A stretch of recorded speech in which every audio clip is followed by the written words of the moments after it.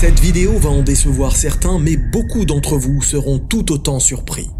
Commençons par le plus important. Est-ce que les jeux vidéo sont haram? Certains savants voient que tous les jeux vidéo sont interdits, alors que d'autres savants sont plus nuancés et voient que l'interdiction ne concerne que certains jeux et certaines situations. Il y a donc une divergence sur ce sujet. Je ne vais pas personnellement me prononcer sur l'avis que je retiens, mais il faut garder en tête qu'en cas de divergence, la personne qui fait face à cette situation ne doit pas choisir l'avis qui l'arrange, mais plutôt l'avis qui lui paraît le plus juste et le plus convaincant. Nous allons donc parler de l'avis qui interdit et autorise certains jeux selon certaines natures et certaines situations. Mais quelles sont ces situations? Et quels sont ces jeux?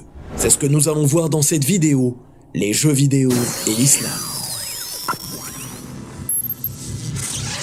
Pour beaucoup, les jeux vidéo se sont introduits dans notre vie bien avant de savoir lire, de savoir prier ou même de savoir parler.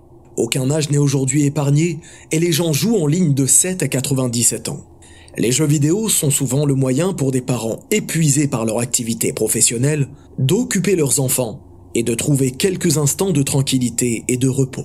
Mais sans qu'ils ne s'en rendent compte, ces parents ne se doutent bien souvent pas du danger de certains jeux.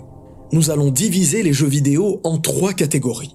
La première, les jeux interdits. La deuxième, les jeux permis mais mal utilisés. Et la troisième, les jeux permis. Les jeux interdits sont ceux qui contiennent du contenu ou des objectifs interdits dans notre religion. Le fait de voler des voitures comme dans GTA, le fait de tuer des gens à l'aide d'armes comme dans Fortnite, mais aussi les représentations interdites de créatures vivantes, ou même pire, de divinités. Bref, tout jeu contenant des choses illicites et des objectifs illicites dans notre religion est interdit. En plus d'impacter le joueur psychologiquement, son cœur est tout autant vulnérable et son enracinement dans le tawhid peut se retrouver entaché par le shirk, comme dans de nombreux jeux. Au-delà de l'aspect religieux, et même si cela nous suffit, sachez que de nombreuses fusillades et tueries de masse ont été orchestrées par des consommateurs intensifs de jeux vidéo violents. Sachez que 65% des 7 à 12 ans ont déjà joué au jeu GTA, alors que ce jeu est interdit aux moins de 18 ans. L'âge pendant lequel le cerveau évolue est alors exposé à des images violentes qui rendront la personne insensible au sang, au crime et aux tueries. Plus étonnant encore, les messageries de consoles de jeux peuvent devenir des espaces de recrutement au terrorisme. Et tout cela sans jamais que les parents ne s'en doutent. En 2014, un Australien de 14 ans l'a appris à ses dépens. Il a été arrêté après avoir fait la rencontre en ligne de membres de Daesh et a téléchargé des plans de fabrication d'engins explosifs. D'autres jeux banalisent la violence envers les femmes, la prostitution ou encore la consommation de drogue, alors que certains autres créent un changement de la personnalité du joueur. Que dire de ceux qui insultent et sont vulgaires quand ils perdent une partie? Sachez qu'après Abu Darda, radiyallahu anhu, le prophète Muhammad sallallahu alayhi wa sallam a dit « Le croyant n'insulte pas, ne maudit pas, et il n'est ni vulgaire ni grossier. » Passons maintenant aux jeux permis mais mal utilisés. Ce sont tous ceux qui ne comportent aucun interdit religieux, mais qui, lorsqu'ils sont utilisés, engendrent un mal ou un interdit. Par exemple, un jeu tellement addictif qu'il en fait oublier la prière, le travail, ou même de s'occuper de son foyer. Bien que rien d'illicite ne soit présent dans ce jeu en lui-même, le fait d'abandonner ses actes religieux obligatoires, sa famille, son travail ou ses études peut engendrer un grand mal. Et c'est la raison pour laquelle l'usage de ces jeux dans ces conditions est interdit. Citons par exemple le jeu Candy Crush, qui a engendré de nombreux licenciements, de nombreuses séparations au sein de jeunes couples et engendré de nombreuses négligences religieuses. Bien qu'il s'agisse d'un jeu de logique bénin et anodin, une dépendance peut se créer et engendrer un grand mal. L'addiction au jeu est un véritable fléau. Certains jouent pendant 4 heures, 8 heures ou même 20 heures par jour, au point d'en souffrir et parfois même d'en mourir de fatigue.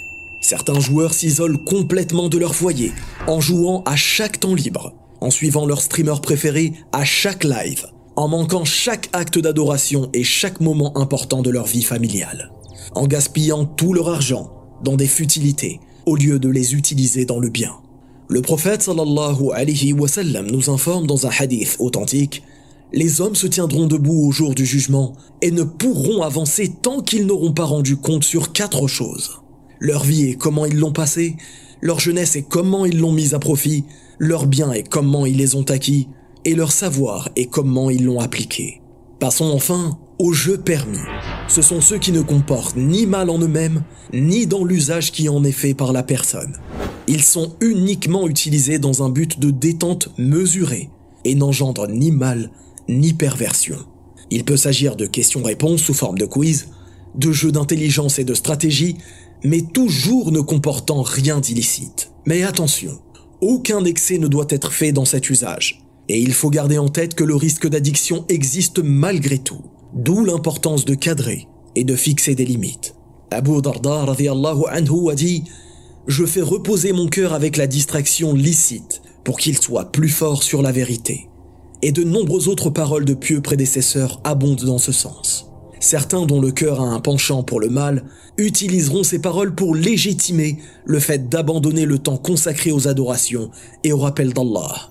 Mais sachez pour finir qu'Ibn al-Qayyim rahimahullah disait: la perte de temps est pire que la mort, car la mort te coupe uniquement de la vie et des êtres vivants, alors que la perte de temps te coupe d'Allah et de la demeure dernière.